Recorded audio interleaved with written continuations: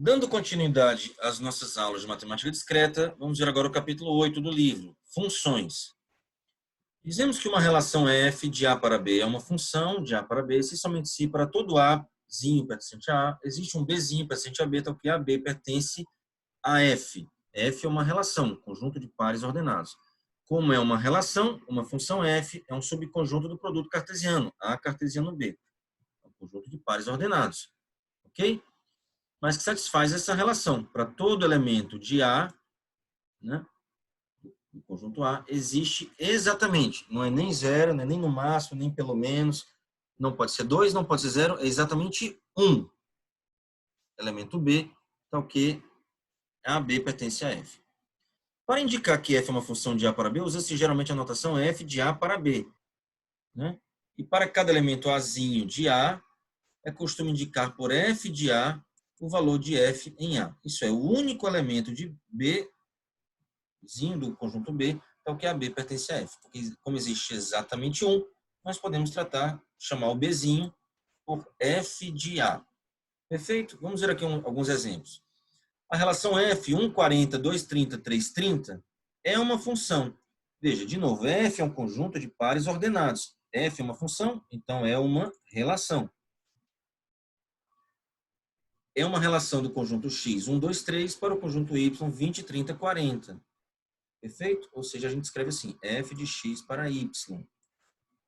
Então, 1, 2 e 3 têm valores, 1, 40, 2, 30, 3, 30. Além do mais, não há repetição. O 1 só aparece uma vez, o 2 só uma vez, o 3 só uma vez. Agora, f 1, 40, 3, 30 não é uma função de 1, 2, 3 para 20, 30, 40.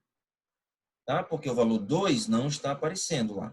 Só tem 1 e 3. O 2 não tem um par com 2. Tá? Na primeira ordenada. Mas se eu não falasse do x e do y, o f apenas do jeito que está aqui, é uma função? Sim, é uma função.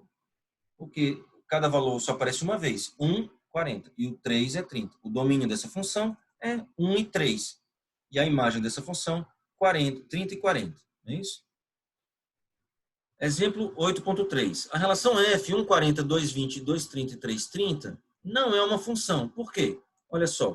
O elemento 2 aparece dois pares com ele, 2, 20 e 2, 30, ele na primeira ordenada. Então, não pode. A relação f, x ao quadrado, é uma função do conjunto dos inteiros para o conjunto dos naturais. Né? É uma função de qualquer modo. Por quê? X ao quadrado para x pertencente a z, cada elemento x vai aparecer aqui apenas uma vez e aqui vai aparecer o valor do x ao quadrado. Mas x ao quadrado x não é uma função. Por quê? Por exemplo, se eu colocássemos x igual a menos 2, poderia ser menos 2 e 4. Aqui é o exemplo. 4 menos 2. Ou poderia ser x aqui e 4 aqui. 4 e 2. Então, teríamos dois pares, 4 e 2 e 4 menos 2, com 4 na primeira ordenada. Isso não pode acontecer em funções. Tá? Então, funções são relações que satisfazem essa propriedade especial aí. Em geral, usaremos letras minúsculas F, G e H para relações que são funções. Tá bom? Então, vamos ver aqui nos slides à parte, que tem menos texto, é um pouco mais fácil de enxergar alguns conceitos de funções. Então, de novo, dizemos que uma relação F é uma função, se para todo A pertencente ao domínio de F, domínio é um conceito que vem lá de relações. Então, faz sentido falar aqui para funções também. Existe exatamente um B, nós já falamos isso, AB pertence a F, ou AFB, aquele outro modo de escrever, aquela outra notação. Nesse caso, dizemos que F de A igual a B. O que quer dizer F de A igual a B?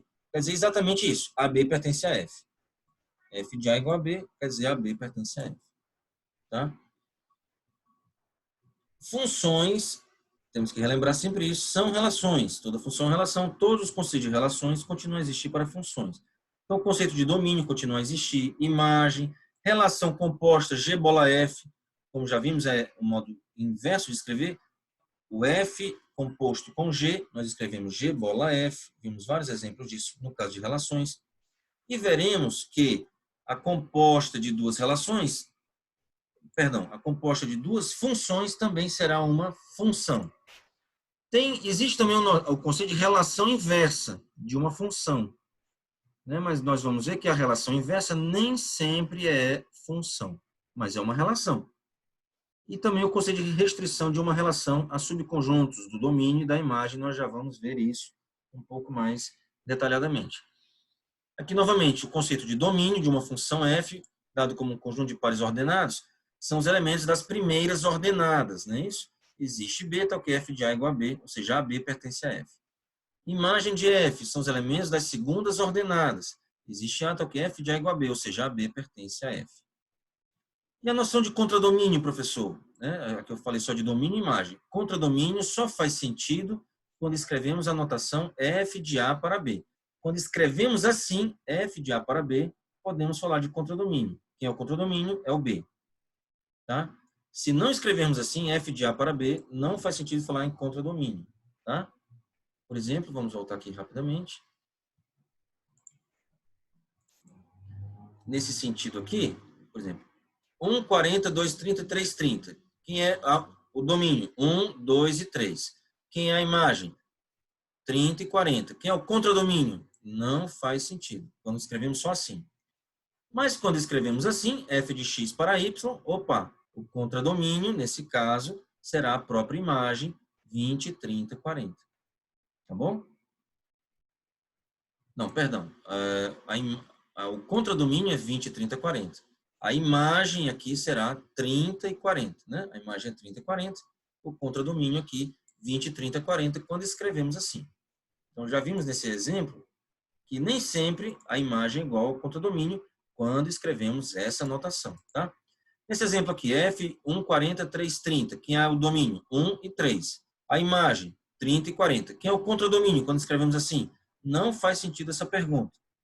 O contradomínio só faz sentido quando usamos essa notação, tá bom? Então, vamos voltar aqui. Perfeito. Contradomínio, de novo, só faz sentido quando escrevemos essa notação, F de A em B. Quem é o contradomínio? É o B.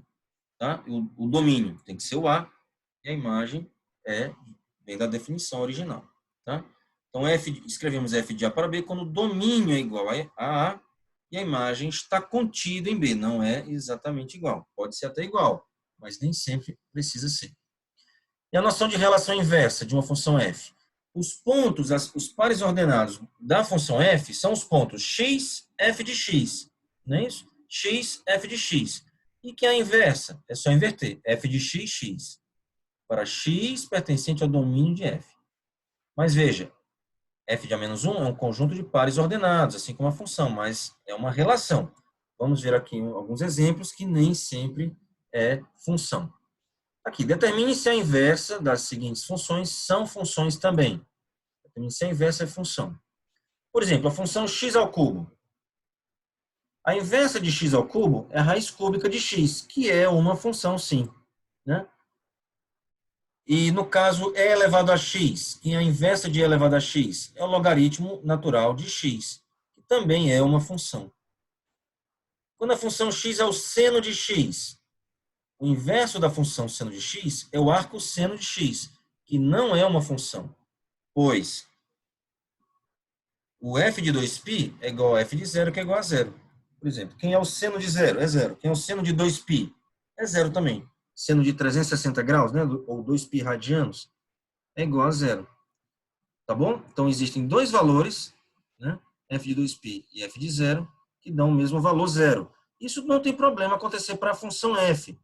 Mas na inversa, nós teremos o par 0, 0 e 0, 2π. Na inversa. Então, não pode acontecer isso. Né? E para a função x à quinta mais x, ela é sim uma função. Por quê? Aqui é um pouco mais difícil de ver, não tão difícil, né? Mas a derivada de x, né? Da função f, f' de x, fazendo a derivada de x à quinta mais x, dá 5x à quarta mais 1. E esse número aqui é sempre maior do que zero, né? Porque x está elevado à quarta, qualquer valor que vai ser maior ou igual a zero, aí mais 1 vai dar maior do que zero. Então, se a derivada é maior do que zero, quer dizer que f é uma função estritamente crescente. Ela sempre cresce, então sempre terá inversa. Não é isso? Por quê? Porque nunca terá o perigo de ter dois valores de x que dão o mesmo resultado. Aqui, por exemplo, f de 2π igual a f de 0, que é igual a 0. Isso pode acontecer no f, mas não na inversa. Né? Isso pode acontecer, mas a inversa não será uma função, tá bom? Não pode ter inversa se acontecer isso. Mas como ela é estritamente crescente, isso nunca vai ocorrer. Dois valores de x, f de x linhas, tendo o mesmo valor y, tá? Então, nesse caso, como isso não acontece, a inversa será realmente uma função. E f a menos 1 de x não é função para o item D, x a quinta menos x. Por quê? Porque para o caso x igual a 0, 0 menos 0 dá 0. 1 a quinta dá 1, 1 menos 1 também dá 0. Então, nós temos f de 0 igual a f de 1 igual a 0. Isso pode acontecer para a função, não tem nenhum problema. Mas isso vai indicar que essa função não tem função inversa. Ela tem relação inversa, mas não função inversa. Tá bom? Então, para enxergar isso melhor, deixa eu dar uma paradinha aqui e mostrar alguns gráficos para vocês. Esse aqui é um site muito interessante, que é o Desmos Calculator, está na internet. É muito bom de fazer gráficos, né? Então, vamos ver primeiro o gráfico x ao cubo. Tá? X ao cubo tem essa função, esse gráfico aqui. Aqui o eixo do x e aqui o valor do f de x. Então, por exemplo, x igual a 1, f de x, aqui no caso x ao cubo, é 1. X igual a 2, vai ser lá no valor 8, né? X ao cubo é igual a 8, está aqui o ponto. A função x ao cubo, ela é crescente. De novo, a derivada dela é a derivada de 3x. Não, de x ao cubo, vai dar 3x ao quadrado. Essa daqui é a função, né? 3x ao quadrado. Tá? É a derivada do x ao cubo. Ela é uma função, está sempre maior do que 0. Maior ou igual a 0. Então, é uma função crescente. O x ao cubo. É uma função crescente. 3x ao quadrado não. Mas como a derivada é maior do que 0, indica que o x ao cubo ele é crescente. Então, como é crescente, não tem perigo de ter dois valores. Né? Aqui nesse caso, só tem um valor que a derivada dá 0. A gente já tinha visto lá.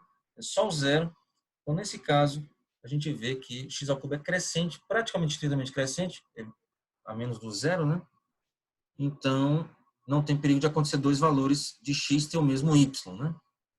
Perfeito? A função e elevado a x também é uma função, né? Tá? Também é uma função que tem inversa, função inversa. Perfeito? Isso aqui é o elevado a x. Então, quem é a função x ao cubo, a inversa dela? É raiz cúbica de x. Vamos fazer isso aqui, raiz cúbica de x. X é 1/3, ó. Veja. Ó, a inversa é uma função deitada, exatamente igual à outra. Ó. Vamos lá. Aqui é a função x ao cubo. De novo, aqui está x ao cubo. Agora, se nós deitarmos aqui o x ao cubo, vamos ter a inversa dela. Olha só. Então, isso é uma função. A função inversa do x ao cubo, aqui está, a raiz cúbica de x é essa. A função, vamos apagar aqui agora essa, a função e elevado a x. É o número de Euler, né? E a função logaritmo de x. Logaritmo natural de x. Aqui está, é essa função deitada. Ó. Perfeito? É uma função também. Naquele caso lá, x à quinta... Ah, não, é o seno agora, né? Seno de x.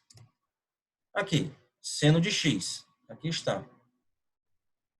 Veja, seno de x é uma função, mas ela não tem inversa. Por quê? Aqui o valor 0, ele tem o valor 0. Aqui o valor π tem o valor seno 0 e o 2π também tem valor 0. Então, se nós escrevermos aqui arco seno, eu nem sei o que vai acontecer. Vamos ver se ele aceita isso. Ó, ele até aceita o arco seno de x, mas só daqui para cá, só de menos 1 até 1. Ele não aceita em todos os reais. Ó. É o preto aqui, né? Tá vendo? Arco seno é uma função só daqui para cá. O domínio menos 1 a 1. Tá bom? O arco seno. Que é a imagem da função seno? Menos 1 a 1. Ó. Menos 1 a 1. Tá? Então, que é o domínio do arco seno? De menos 1 até 1. Daqui para cá também. Perfeito? Voltando, e a função x à quinta mais x. X à quinta mais x, aqui está. Ela é uma função mesmo, né? Claro. Mas e sua inversa? Eu não sei quem é a inversa dela, não calculamos. Mas como ela é uma função estritamente crescente, nós vimos isso, porque a derivada dela dava 5x à quarta mais 1, não é isso? Aqui está a derivada dessa função. Como é sempre maior do que zero, a função azul, que é x à quinta mais x, é estritamente crescente. Então, ela terá função inversa, não só relação inversa. Mas o x à quinta menos x já não tem, ó. Já não tem função inversa. Por quê? Porque aqui o valor 0 e 1, nós já tínhamos observado, tem o mesmo valor na função, é o valor 0.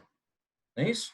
Então, quando nós deitarmos essa função, ela isso não poderá ocorrer, não será uma função. Teremos dois valores de x, dois valores de y com o mesmo valor. Tá? Quer dizer, dois valores de y para o mesmo x. Não é isso? Na função inversa. Perfeito? Então tá bom. Voltando aqui às explicações. Imagem e imagem reversa de conjunto. Ok. Dado um subconjunto A do domínio da função, quem é f de A? F de A é a função aplicada a um conjunto, não a um elemento, né? Será o conjunto dos valores f de x, tal que o x pertence a A, interseção domínio de f. Ok? Só faz sentido falar de f de x se o x fizer parte do domínio. Por isso que temos que fazer interseção com o domínio de f. Isso quer dizer o quê? Que x pertence a A implica que f de x pertence a f de A. Tá bom? Não é isso? X pertence ao conjunto A, interseção domínio de F, né? Implica, aqui eu estou assumindo que A está contido no domínio de F, implica que f de x pertence a f de A, pela definição. Agora, f de x pertence a f de A não implica que x pertence a A, tá bom? Se o valor de x, f de x, pertence ao conjunto f de A, não quer dizer que o x pertence a A. Aqui um contra-exemplo, imagina que f de x igual a 7 para todo x inteiro, tá? Tudo bem? f de x igual a 7 para todo x inteiro. Com todos os inteiros, o valor é 7. Então, é um valor constante, 7, 7, 7, 7. Né? Então, vamos ver lá nos gráficos de novo, rapidinho. Essa função é muito simples. 7. Não, 7 está muito alto. Vamos aqui. Vamos. Opa, não está aparecendo a função 7 aqui. Isso não foi bom. Era para aparecer. Não está aparecendo. Vamos desistir disso. Voltar para cá. Era para aparecer uma linhazinha no número 7, mas o nosso programinha de gráfico lá não entendeu isso. Tá bom, mas não importa. Importa que, como todos os valores inteiros, o valor da função é 7, imagina, eu pego agora só os naturais. Tá? Os naturais, quem vai ser o f dos naturais para essa função? Vai ser o número 7. Né? F de qualquer natural vai ser 7. Tá bom? Mas agora, quer dizer que o f dos naturais ser 7 quer dizer que f de x pertence a f de A. Por exemplo, f de menos 1 está no f dos naturais. Quer dizer que o menos 1 é natural? Não, não quer dizer isso. Tá bom? Perfeito. Agora, quem é o f a menos 1 de U? De um conjunto U lá da imagem. São os elementos x do domínio da função, tal que f de x pertence a U. Perfeito? Então, de novo, f a menos 1 é um conjunto, tá bom? Mesmo não... professor, e se a função f não tiver inversa? Não tem problema. Essa noção continua funcionando. São os conjuntos do domínio, então que f de x pertence a U. Tá bom? Mesmo que a função não tenha função inversa, mas sempre terá relação inversa, né? Então, f de x pertence a U é a mesma coisa, é equivalente a dizer que x pertence a f a menos 1 de U. Vem aqui na definição, né? Se x pertence a f a menos 1 de U, quer dizer que f de x pertence a U. Tá bom? Beleza. Aqui assumindo que o U está na imagem, né? F de f a menos 1 de U, quem é? Quem é esse conjunto? Vamos aplicar essa mesma notação. F de f a menos 1 de U é o conjunto f de x, ó, f de A, são os elementos f de x, ó, f de x. X pertence ao A, né? E quem é o A aqui nesse caso é f a menos 1 de U. F a menos 1 de U sempre estará no domínio, então por isso que eu não preciso colocar essa interseção com domínio. F a menos 1 de U está sempre no domínio, então não preciso colocar a interseção domínio aqui. Tá bom? E o que significa isso? F de x, x pertence a f a menos 1 de U. Aqui, ó, x pertence a f a menos 1 de U é equivalente a f de x pertence a U. Posso trocar isso por isso. F de x pertence a U. Tá? E o que significa isso? F de x pertence a U. É U interseção a imagem de F. Perfeito? Perfeito. Que conclusões nós podemos tirar aqui? Imagem reversa de um conjunto, né? Conjunto A do domínio ao conjunto U da imagem. Se f de x pertence a U, isso é equivalente a x pertence a f menos 1 de U. Se x pertence a A, isso implica que f de x pertence a f de A. Não necessariamente equivalente, implica. Daqui para cá. E isso é equivalente a dizer que x pertence a f a menos 1 de f de A. Nós vimos isso bem aqui, né? F a menos 1 de né? F de x pertence a f de A é equivalente a x pertence a f a menos 1 de f de A. Aqui, né? Essa equivalência aqui. F de x pertence a U, trocando U por f de A. F a menos 1 de U, trocando U por f de A. Tá bom? E outra coisa, f de x pertence a U, isso é equivalente a x pertence a f a menos 1 de U, tá aqui, repetindo isso aqui. Isso é equivalente a dizer que f de x pertence a f de f menos 1 de U. Não é isso? Ó, x pertence a f menos 1 de U, aqui, ó, f a menos 1 de U. F a menos 1 de U. Quer dizer que o x pertence a f a menos 1 de U. Tá bom? Beleza, conclusões. O conjunto f a menos 1 de f de A contém o conjunto A, mas não é necessariamente igual, mas o conjunto f de f a menos 1 de U é igual ao conjunto U. Tá bom? Perfeito. Para frente. Vamos fazer aqui alguns exercícios. Exercício 8.3 do livro. Dada uma função f, subconjuntos A, B está contido no domínio de f e U e V estão contidos na imagem de f, prove ou desprove os seguintes itens: A, B, C, D e E. F de A união B é igual a F de A união F de B. A e B são conjuntos, né? Então, isso é verdade, sim. Vamos lá. Se eu tenho para provar que dois elementos, dois conjuntos são iguais, isso aqui é um conjunto, F de A união B. F de A união F de B também é um conjunto. Para provar a igualdade entre conjuntos, temos que mostrar que todo elemento está aqui, está lá, e de lá está aqui. Ou todo elemento está aqui se só se está lá. É isso que a gente vai fazer agora. Vamos pegar um elemento y de FA união B. Está aqui. Y pertence a F de A união B. Isso é equivalente a dizer que existe um x pertencente a união B, tal que f de x igual a y. Definição de f aplicada a um conjunto. Isso é equivalente a dizer que y pertence a f de A ou y pertence a f de B.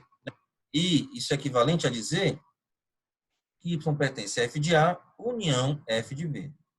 Perfeito? Então, sim, f de A união B é igual a f de A união f de B. Item B. F de A menos B é igual a f de A menos f de B. Isso não é verdade. Vamos ver aqui um contra-exemplo. F de 1, imagina uma função que só tem dois valores no domínio, f de 1 e f de 2, e dão o mesmo valor 3. Se eu pegar o conjunto A igual a 1 e o conjunto B igual a 2, o f de A vai ser o conjunto 3, o f de B vai ser o conjunto 3 também. Se eu fizer f de A menos f de B, vai dar vazio, né? Mas se eu fizer f de quem é A menos B, dá o 1. F de 1 é igual a 3, não é vazio. Isso é um contra-exemplo. Então, o item A está verdadeiro, o item B é falso. O item C. B está contido em A é equivalente a dizer que f de B está contido em f de A. Isso é verdade, sim, para a ida. B está contido em A implica f de B está contido em f de A. Mas a volta a gente vai ver que é falso. Então, B está contido em A implica que para todo x, x pertence a B implica x pertence a A. Na verdade, isso aqui é uma equivalência, mas não vai fazer diferença. Isso implica, nós já vimos aqui em cima, x pertence a B, quer dizer que f de x pertence a f de B. Não é isso? Vamos relembrar? X pertence a A, f de x pertence a f de A. Implica, não é uma equivalência. Por isso que aqui é um implica.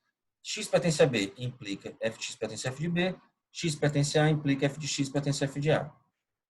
O que quer dizer isso? Para todo x, esses elementos estão dentro desse, f de B está contido em f de A. Todos os elementos f de x que estão em B estão em A também. Tá bom? Então, a ida é verdadeira, mas a volta, temos aqui um contra-exemplo. Imagina a função f de x igual a 0 para todo inteiro. Né? Para qualquer inteiro, a função é 0. Se pegarmos A, o conjunto dos inteiros negativos, e B, o conjunto dos inteiros positivos, né? Quem será f de A? F de A é o conjunto 0. F de B também é o conjunto zero. Se eu fizer o conjunto zero menos o conjunto, com o único elemento zero, vai dar o conjunto vazio, f de A menos f de B. Mas se eu pegar o conjunto A, os inteiros negativos, e tirar os inteiros positivos, não vai tirar nada, na verdade, vai continuar só os inteiros negativos, e f de A vai ser o conjunto zero, que é diferente do conjunto vazio. Então, é um contra-exemplo, é falso. Então, a ida vale, isso implica isso, mas a volta não vale. Item D, f a menos 1 de U interseção V é igual a f a menos 1 de U interseção f a menos 1 de V. Isso é verdade, sim, tanto para a interseção quanto para a união, item D e E. Eles são muito parecidos.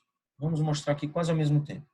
X pertence a f a menos 1 de U interseção V é equivalente, tudo aqui vai ser equivalências, né? Para mostrar que isso é equivalente àquilo, isso implica de volta, então igualdade de conjuntos, né?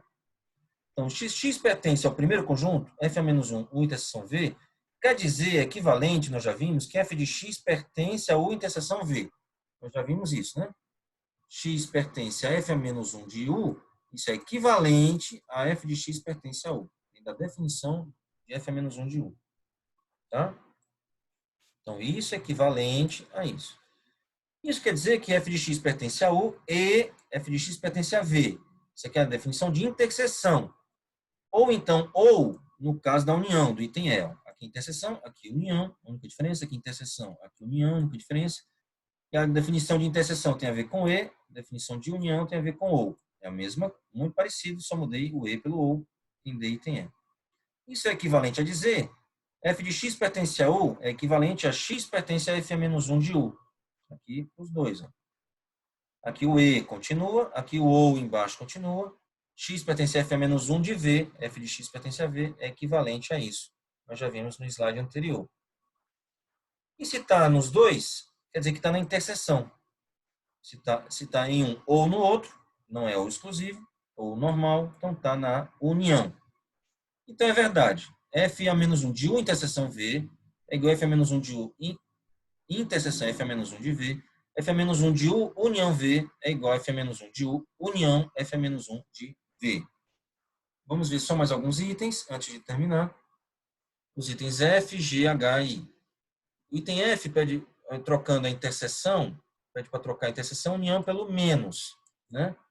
E vale sim também.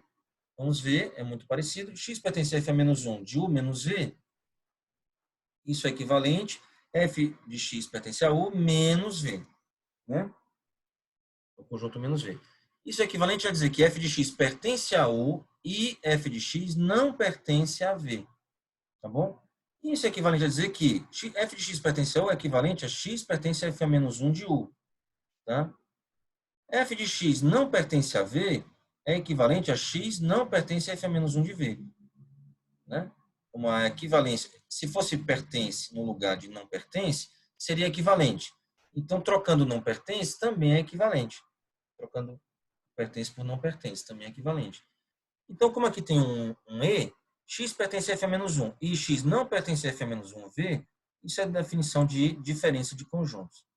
E tudo aqui são equivalências, então esse conjunto é igual a isso. Tá bom? Item G. Se U está contido em V, isso é equivalente a f a menos 1 de U está contido em f a menos 1 de V. No caso lá do F, não valia, né? B está contido em A, só F aplicado a um conjunto. Era falso, só valia para ida e não para volta. Mas aqui no caso do f a menos 1 é verdadeiro. Vamos mostrar. Se U está contido em V, U é um conjunto lá da imagem, né? E V também, então na imagem de F, U está contido em V. Isso é equivalente a dizer que para todo Y, Y pertence a U, implica Y pertence a V. Isso é equivalente a dizer que para todo X, F de X pertence a U, implica F de X pertence a V. Não é isso? Perfeito. Isso implica que para todo X, X pertence a F a menos 1 de U, implica X pertence a F a menos 1 de V. Isso implica que F a menos 1 de U está contido em F a menos 1 de V. Então, é verdade sim. Tá bom? Item H, f a menos 1 de f de A igual a A. Nós já vimos isso. Né?